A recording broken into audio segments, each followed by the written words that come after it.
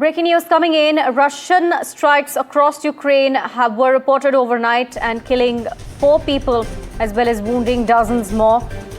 Officials said that a government building in the capital Kiev was on fire after the attack as well. The state emergency services said the strikes damaged several high-rise buildings in Kiev, posting photos on social media of firefighters battling a blaze on the elevated floor. The service also said at least 2 people had been killed and 18 had been wounded in the attack. My colleague Ghazali joins us with more details. Ghazali, this is the latest escalation and a huge one in the Russia-Ukraine war. Over 800 drones had hit Ukraine is what we're learning. Yeah, one of the biggest attacks in recent weeks because Russia has intensified attacks on the Ukrainian capital and overnight has been highlighted by the Ukrainian President, Mr. Zelensky. The foreign ministry has also condemned it now. Some ministerial buildings have come under attack after Russia deployed drones and assaulted, carried out these aerial strikes in Kyiv.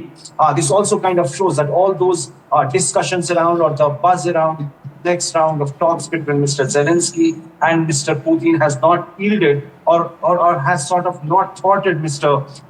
Putin from carrying out these attacks. All the diplomatic efforts, even threats of sanctions against Russia by the United States administration has also not worked anything in favor of Mr. Zelensky or Ukraine. Ukraine, meanwhile, keeps holding meetings with the countries in the western region or the western countries, but all that has not saved Ukraine from any further attacks from Russia. It also shows that all the threats from United States administration has not deterred Mr. Putin from carrying out these attacks in the Ukrainian territory. And now it will be very interesting and a bit of challenge for US administration to see that how this war or this conflict must come to an end. Because Mr. Trump continues to claim that he is in talks with Mr. Putin as well as Mr. Zelensky. In the last 48 hours, there have been telephonic conversations between Mr. Zelensky as well as Western or European leaders as well as with Mr. Trump. And amid all this, Russia continues to carry out these attacks in Ukraine. So it will be interesting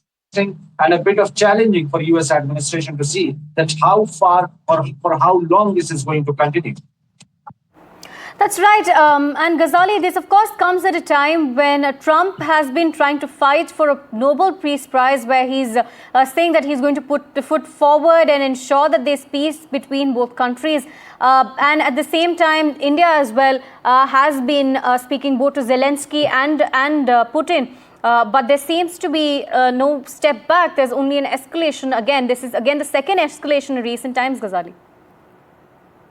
See, after the summit, it has also become very clear that perhaps Russia, China and India have come closer. And it was very evident last month when we saw Mr. Zelensky calling up Prime Minister Modi twice in last month to discuss the outcome of the Alaska summit, to discuss a way out on how to put pressure on Russia to stop this war. Prime Minister Modi is also involved in conversations with Mr. Putin and Mr. Zelensky as well. With Mr. Putin, he has clearly conveyed that the dialogue and diplomacy is the only way out and solutions cannot be found on the battlefield. And with Ukrainian President Mr. Zelensky, Prime Minister has clearly said that India is also stepping up efforts, convincing Russian President Mr. Putin to put an end to these strikes. And that is why Mr. Zelensky is just not knocking the doors of US administration, but he's calling up different world leaders and trying to garner support and urging them to put pressure on Russia and even asking those countries to not purchase oil from Russia in order to not fund or in order to not give any life and option to Russian army to continue its strike.